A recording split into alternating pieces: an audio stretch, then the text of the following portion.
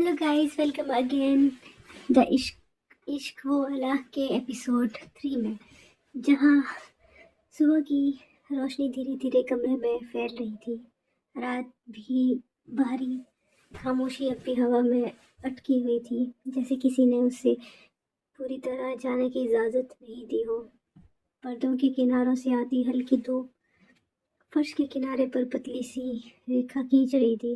सब कुछ शांत था, लेकिन यह शांति आराम देने वाली नहीं थी। यह सोचने पर मजबूर करने वाली थी। बाथरूम के अंदर पानी की आवाज़ कुछ देर पहले बंद हुई थी। फिर दरवाजे का हैंडल धीरे से घूमा और आरोही बाहर आई। उसने हल्के रंग का सादा सूट पहना हुआ था, बिना किसी सजावट के।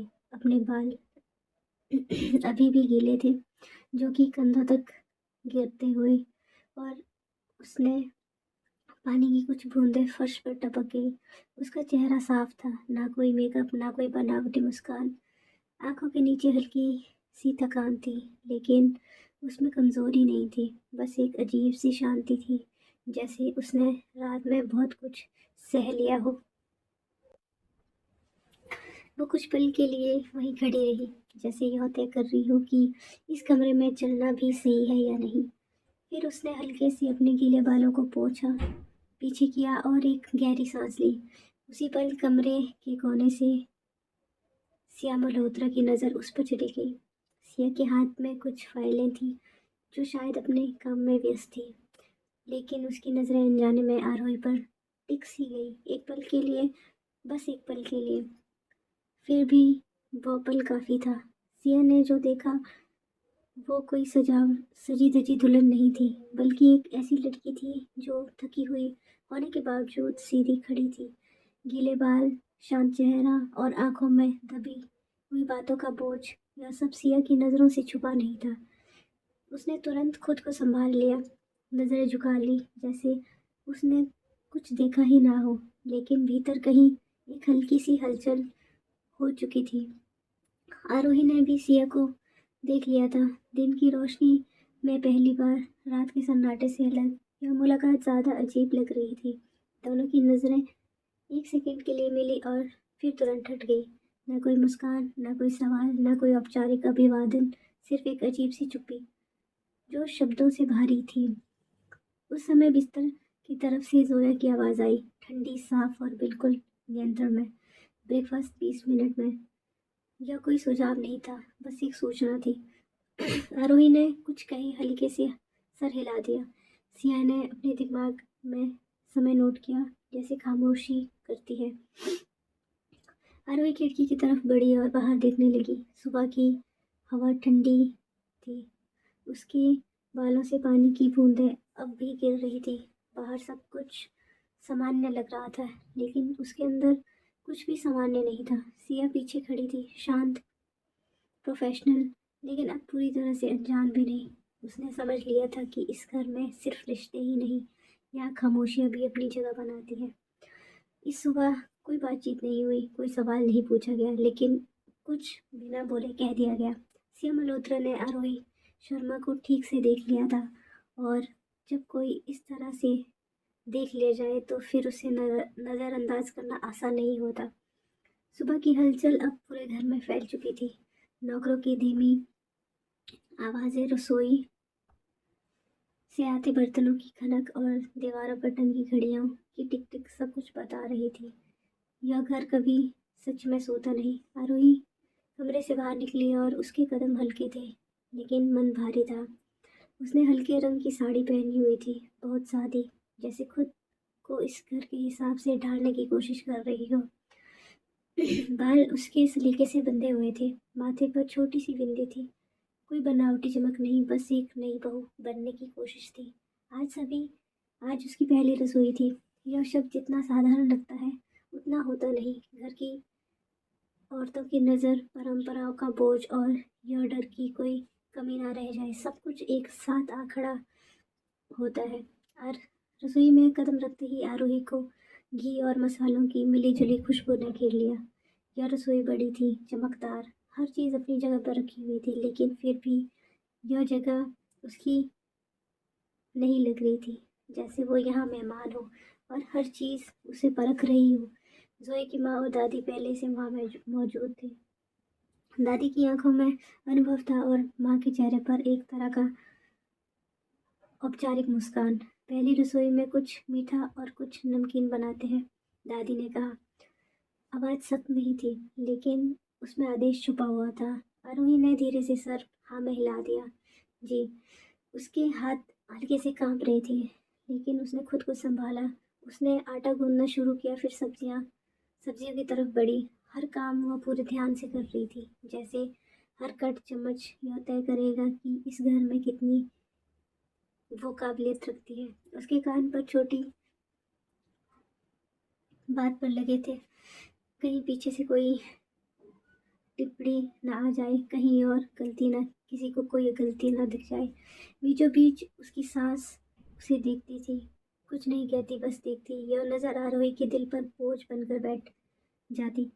उसने अपने घर की याद आई, जहाँ रसोई में माँ के साथ काम करते हुए उसकी हंसी निकल जाती थी। गलती पर डांट नहीं, समझाइश मिलती थी। यहाँ सब कुछ सही होना ज़रूरी था। थोड़ी देर बाद सिया रसोई के दरवाजे पर आकर रुकी। उसके हाथ में मोबाइल था, शायद किसी काम से आई थी। उसने अंदर झांक कर देखा। आरोही गैस के पास खड़ी थी, माथे पर हल्की शिकन, लेकिन हाथ तेजी से काम कर रहे थे। सिया ने कुछ सेकंड तक उसे देखा, फिर बिना किसी आवाज़ के बाहर चली गई। उसने कुछ नहीं कहा, लेकिन उस उसने यह ज़रूर नोट किया कि यह लड़की कोशिश कर रही है, पूरी ताकत के साथ। मीठा बनकर तैयार हुआ। आरोही ने उसे कटोरी में निकाला और ऊपर से थोड़े ड्राई फ्रूट्स डाले, फिर नमकीन पकवान प्लेट में सजाए। उसकी गहरी सांस ली, जैसे अपने अंदर की घबराहट को वही छोड़ देना चाहती हो। आरोही की सास ने कहा, ले आओ। आरोही ने ट्रे उठाई और बाहर आ गई। सबकी नज़रें जैसे उसी पर थी। किसी के चेहरे पर संतोष था, किसी पर जजमेंट। दादी ने पहला कोर लिया। एक पल के लिए सन्नाटा छा गया। आरोही को सब कुछ जैसे साइलेंट सा फील हो रहा था। दादी ने फिर अपना सर हल्के से हिलाया। अच्छा बनाया है, बस इतना। लेकिन आरोही के लिए यह एक जीत थी। उसकी आंखें हल्की सी नम हो गई, लेकिन उसने मुस्कान संभाल ली। उसकी यह पहली सुबह थी, उसकी परीक्षा थी और शायद शुरुआत थी यह लंबी राह की, जहाँ रोज़ खुद को साबित करना था, बिना शिकायत के। कहीं ऊपर जोया अपने कमरे में थी, वह रसोई में नहीं आई, लेकिन इस घर में कुछ भी उसकी जानकारी के बिना नहीं होता था।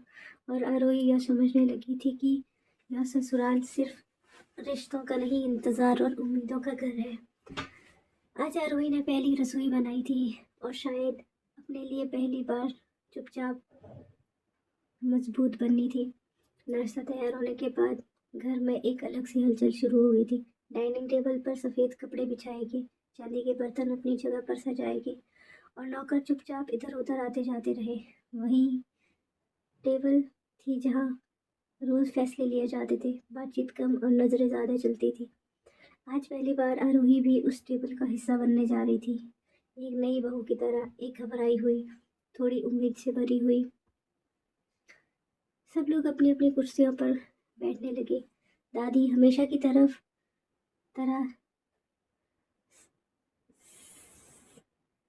टेबल के दूसरी तरफ एक आलीशान चेयर पर बैठी थी।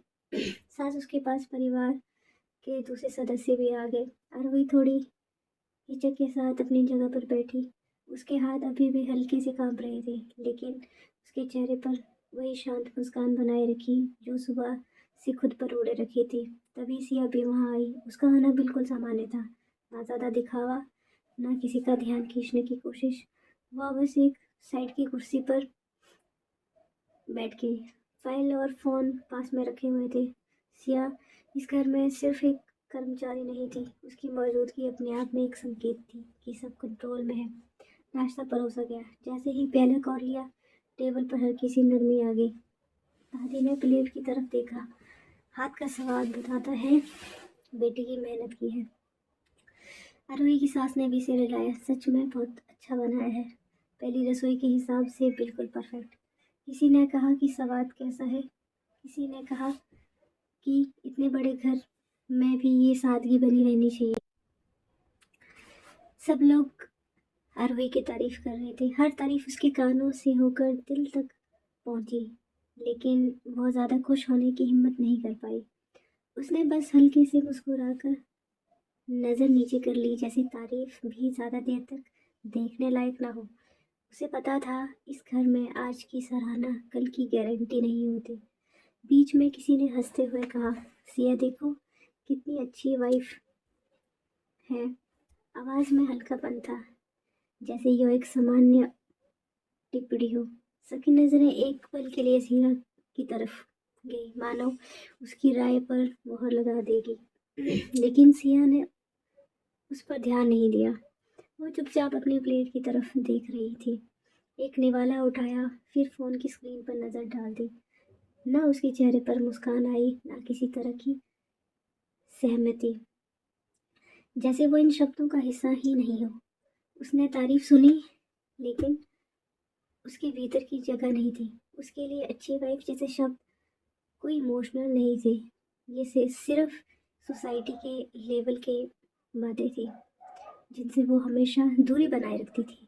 आरोही ने यह सब देखा। उसने महसूस किया कि सिया की चुप्पी किसी अनदेखी से ज़्यादा गहरी है।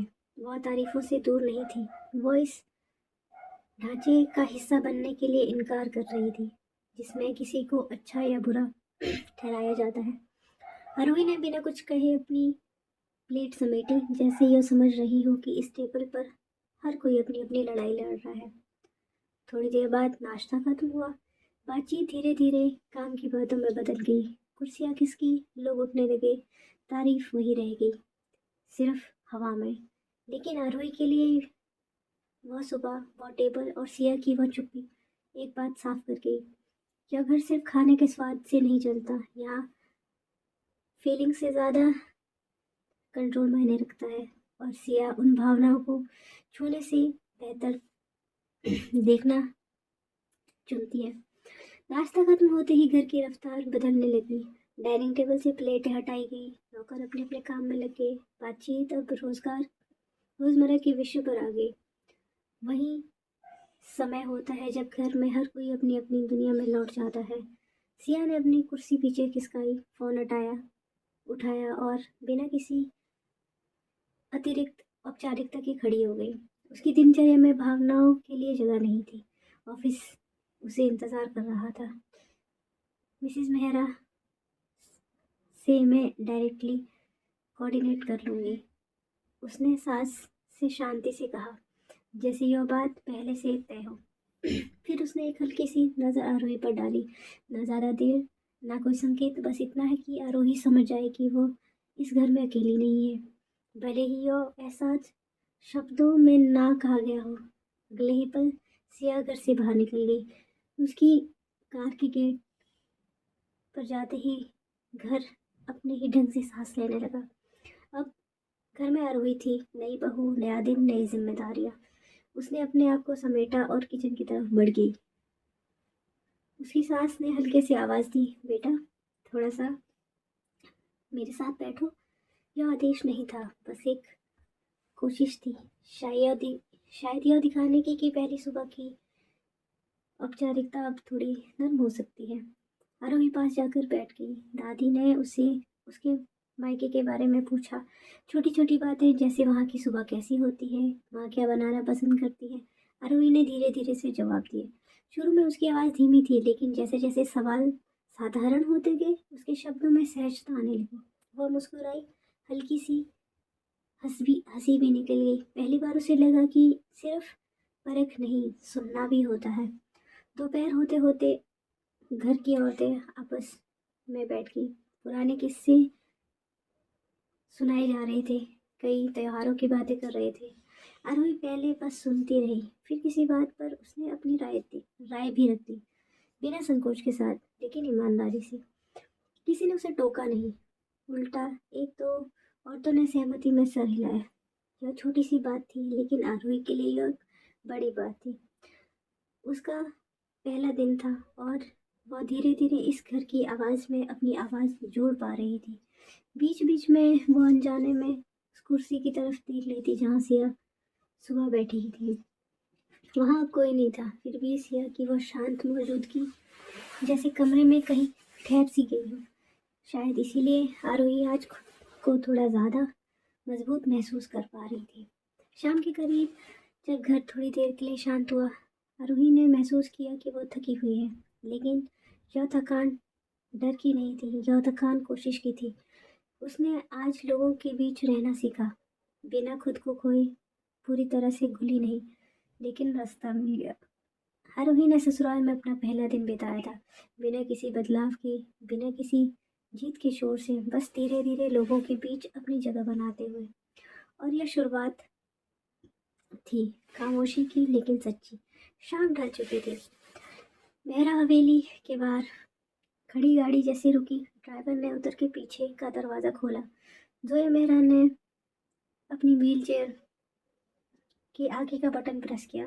उसका चेहरा हमेशा की तरह शांत था, ना कोई थकान, ना उत्सुकता। सफ़ेद कुर्ते के ऊपर हल्की सी शॉल और आंखों में वही ठंडी स्थिरता जो किसी को भी एक नज़र में चुप करा दे। घर के अंदर कदम रखते ही उसे फ़र्क महसूस हुआ। हवेली वही थी, वही बड़े दरवाजे, वही संगमरमर का फर्श, वही दीवारें पर टंगी पुरानी तस्वीरें, लेकिन हवा बदली हुई थी। यह बदलाव शोर में नहीं था, यह उन आवाज़ों में था जो आज थोड़ी धीमी थी, उन कदमों में था जो आज ज़रा संभल कर चले। जोए ने बिना कुछ कहे अपना पर्स साइड टेबल पर रखा। उसकी नज़र सामने के ड्राइंग रूम पर थी, जहाँ आमतौर पर शाम को हल्की फुल्की बातचीत चलती थी। आज वहाँ लोग थे, पर बातचीत नहीं। सब कुछ जैसे अपनी जगह पर था, मगर किसी अदृश्य रेखा के अंदर। जोया बेटा, आगे तुम? उसकी माँ ने आवाज़ लगाई, नरम लेकिन थोड़ी सतर्क। जोया ने जवाब दिया। वह कमरे की ओर आगे बढ़ी।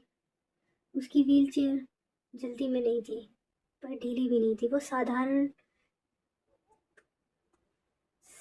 से चाल के साथ आगे बढ़ रही थी। हर कदम सोच समझ कर रखे जा रहे थे। उसकी आंखें अनजाने में किचन की तरफ गई। वहाँ की हल्की सी बर्तनों की आवाज़ आ रही थी। आरोही, जोया ने वहाँ देखा नहीं, पर अपनी मौजूदगी महसूस हो गई। यह एहसास उसे परेशान नहीं कर रहा था, बल्कि अलर्ट कर रहा था। वह सोफे पे बैठ गई। दादी ने उसे ध्यान से देखा। आज घर ज़्यादा शांत लग रहा है ना? जोया ने नज़र उठाई। शांति बुरी नहीं होती, उसने कहा ठंडी आवाज़ में। पर नई शादी के बाद शांति का मतलब कभी कभी अजीब भी होता है, दादी ने धीरे से कहा। जोया ने कोई जवाब नहीं दिया। वह बहस नहीं करती थी, वह ऑब्जर्व करती थी। उसकी नज़र फिर से किचन की तरफ गई, इस बार ज़रा देर के लिए। वहाँ से आरोही की आवाज़ आई, किसी हल्की हंसी में बात करते हुए। वह हंसी बनावटी नहीं थी, और यही बात जोया को चुभ गई। उसने अपनी उंगलियां कुर्सी के हत्थे पर हल्के से कस ली। सब ठीक है ना? माँ ने पूछा। परफेक्ट, जोया ने कहा, और धीरे से। सबसे बड़ी आदत परफेक्ट कह देना, ताकि कोई भी सवाल ना कर सके। लेकिन अंदर ही कहीं जोया महसूस कर रही थी कि यह घर अब सिर्फ उसका नहीं रहा। यह एहसास जलन का नहीं था, यह कंट्रोल की खिसकने का एहसास था। उसने उठते हुए कहा, मैं थोड़ा रेस्ट करूंगी। वहीं वो अपनी व्हीलचेयर को एक्सीलेटर की तरफ आगे बढ़ाती चली गई। वहीं आरोही किचन से बाहर आ रही थी। उसकी नजरें नहीं मिली, मगर दोनों जानती थी दूसरी वहाँ है। जोया अपने कमरे की में दाखिल हुई। कमरा बंद था, कमरा शांत था, पर अंदर कुछ बदला बदला सा था। यह सिर्फ शुरुआत थी। जोया मेहरा को यह बात अच्छे से पता थी। रात काफी आगे बढ़ चुकी थी। हवेली के लंबे गलियारे में लाइटें धीमी थी, और बाहर बगीचे से आती हवा पर्दे को हल्का हल्का हिला रही थी। आरोही अपने कमरे में अकेली बैठी थी। वही कमरा था जब जिसे सब सुहाग रात का कमरा कह रहे थे, लेकिन उसके लिए यह बस एक कमरा था। चार दीवारें और बहुत सारे अनकहे सवाल। वह बिस्तर के किनारे में बैठी थी, पैर जमीन को छू रहे थे। जमीन ठंडी थी, जैसे उसे याद दिला रही हो कि अभी भी कुछ स्टेबल नहीं है। आज पूरा दिन वह सबसे मुलाकात मुताबिक होती रही। कब मुस्कुराना, कब चुप रहना, किस सवाल का मतलब, कितना जवाब देना, सब कुछ सीखा हुआ, सादा हुआ। लेकिन अब अब कोई देखने वाला नहीं था। उसने आईने में खुद को देखा। माथे की बिंदी थोड़ी सी टेढ़ी हो गई थी, काजल हल्का सा फैल चुका था और आंखों में थकान, डर, लेकिन उसे नीचे किसी जिद भी थी। बस इतना ही, उसने खुद से पूछा, लगभग फुसफुसाते हुए, क्या मैं सिर्फ किसी और के लिए के प्लान का हिस्सा हूँ? उसे पिता की आवाज़ याद आई, व्यवहारिक सीधी हुई, यह शादी एक मौका है बेटा, तुम समझदार हो। फिर माँ का चेहरा उभरा, चिंता से भरा हुआ, डर से भरा हुआ। अगर दिल ना माने तो रुक जाना। आरोही ने आंखें बंद करी। उसका दिल तेज नहीं धड़क रहा था, बल्कि अजीब तरह से शांत था, जैसे कोई फैसले अपने ही अंदर बन चुका हो। उसने धीरे से हाथों की चूड़ियां उतारी। एक एक करके चूड़ियों की आवाज कमरे में गूंज रही थी, गर्म लेकिन साफ।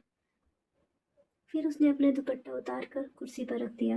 अलमारी खोली। अंदर सजे हुए कपड़ों के बीच उसने एक सादा सूती कुर्ता निकाला, हल्का रंग, बिना किसी चमक के।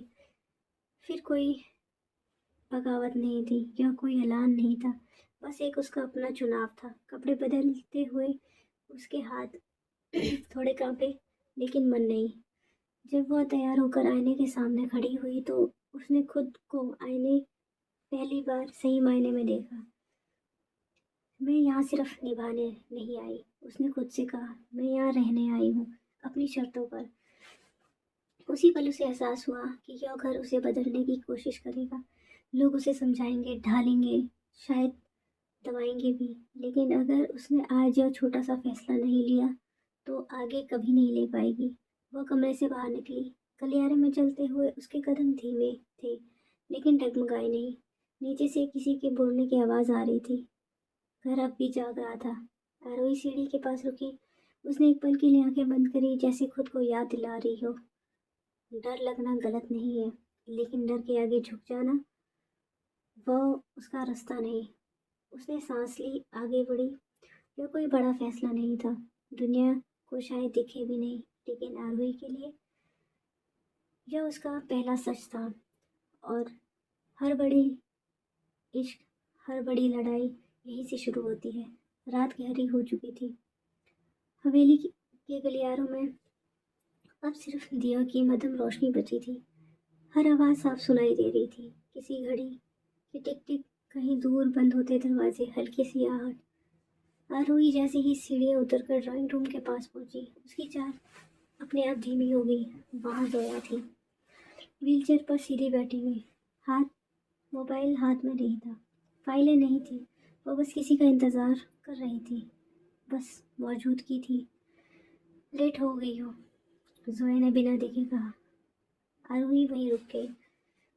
उसके लिए यह पहला मौका था जब वे अपने आमने सामने थी, बिना किसी तीसरे के।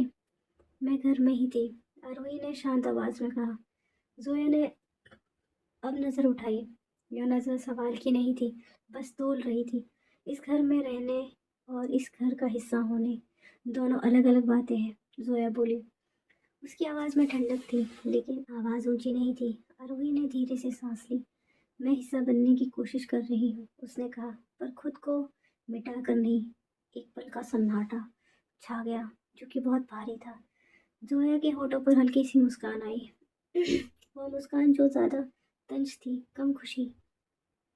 तुम्हें क्या लगता है, जोया ने कहा, तुम्हारी फैमिली जिस तरह से समझौते के साथ तुम्हें यहाँ भेजा है, क्या तुम्हें लगा मैं उन सबको अपना लूँगी?